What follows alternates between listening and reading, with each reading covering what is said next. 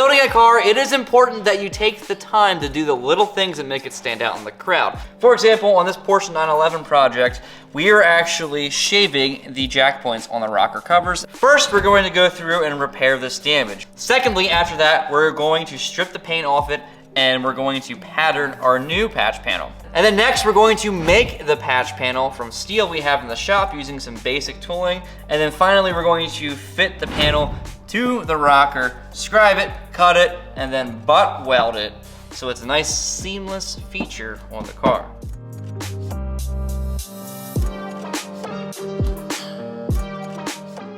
All right, so before we get into the actual work, let me give you a little bit of context. This is a Porsche 911 from 1974. It was originally a Targa because, well, they didn't have cabrios in 1974. This car was converted from a Targa to a cabriolet many years ago by a different shop, and it was hacked together. So what we did was we acquired 2 wrecked rear clips of 911s, one each side, to then splice the inner structure from both sides in the appropriate way to factory specs. We can have the OEM mounting points for the convertible top, and now it actually has a working top. We also put on SC flared quarter panels, did extensive rust repair, including new floors, new front pan. The rockers have been replaced, and also we have our own proprietary welded in reinforcement that goes through the dog leg up through the rockers as well on both sides, because these are prone to sagging, especially cars that are from the 70s that were actually meant to be cabriolets. Kind of see how messed up this thing is.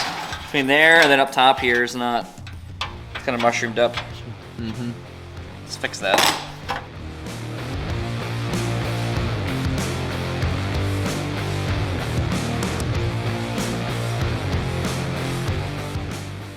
Okay, so now I've got this roughly straightened. When I said roughly, I didn't bother these wrinkles here. I just made sure I went through and tapped it against the table so that it's relatively straight across-ish, so that this metal that leads into our patch panel is going to be level.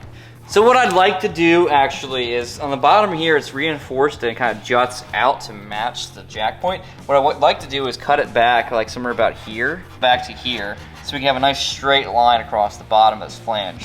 And then cut shy of that upper edge. That way I can keep my repair within this edge here, so I don't have to remake that or try to weld down inside there. And it'll also help too, because having a weld across a break point like that will help keep it from warping.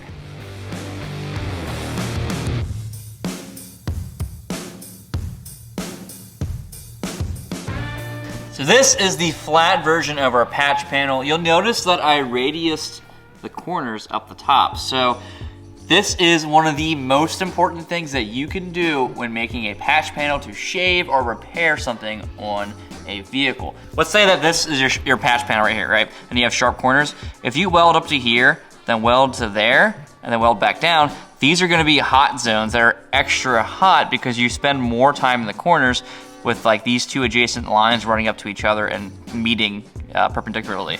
But if you have a nice radius and you weld around a radius, you're going to mitigate a lot of that extra heat, and heat in your panel is going to cause warping.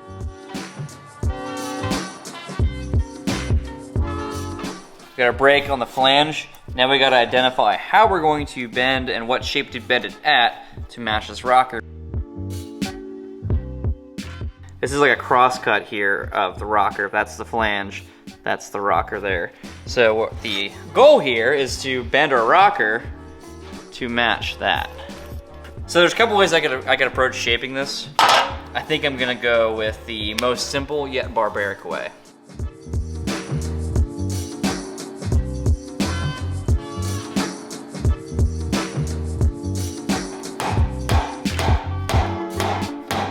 I think that this radius is pretty close.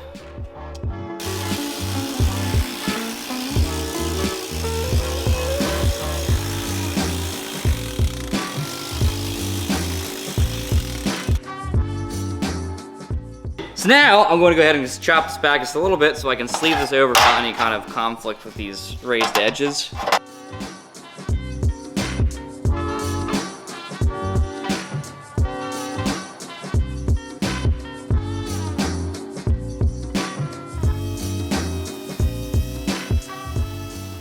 And as always, I will be using Dychem Steel Blue dicam, potato. The way this stuff works is I can now place my patch panel in here where I want it to be. Take my scribe. A scribe is going to be the closest you can get to having a perfect fit.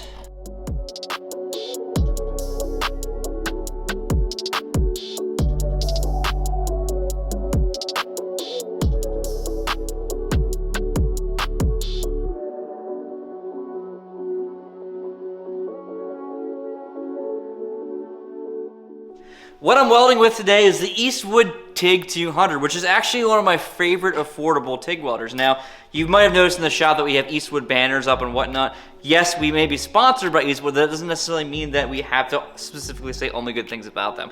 I enjoy this welder. For its price point, it really has the best bang for buck. And the only thing that's really lacking that I wish it did have was like pulse control.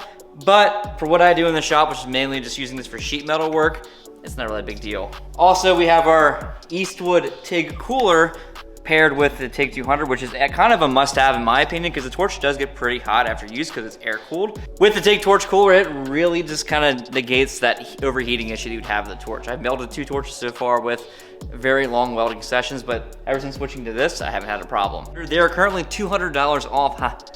TIG 200, $200 off. I see what they did there.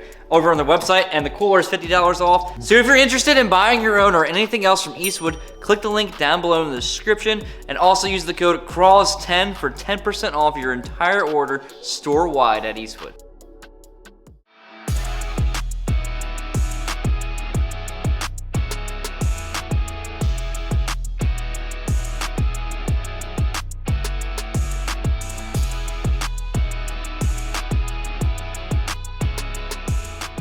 What I did was I would tack a spot and then I let it cool for a couple seconds before I moved to the next spot.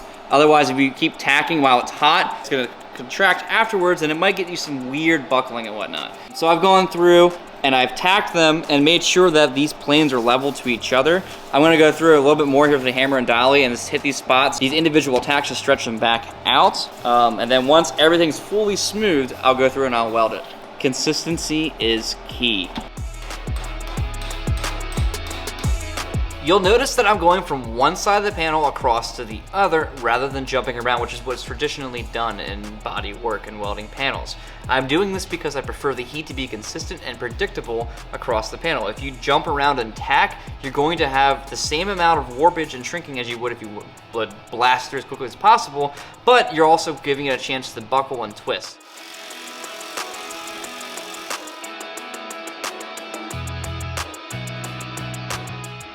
Don't go acting up. I'm ready. Ow. That thing's plastic, but it still hurts. Bam, that's a lot better compared to the gap we had before underneath the roller. Now that I've mashed these welds in here, I'm going to go ahead and grind them so they're gone.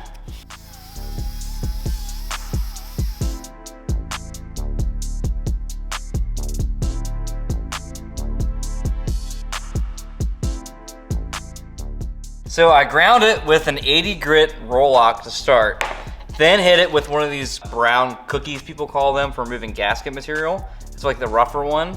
And then finally finish it off with 80 grit and the ceramic style DA. If you look hard, you can still see the weld seam, and that's okay. Like I said before, it's still going to be getting a skim of filler and then brought up through paint.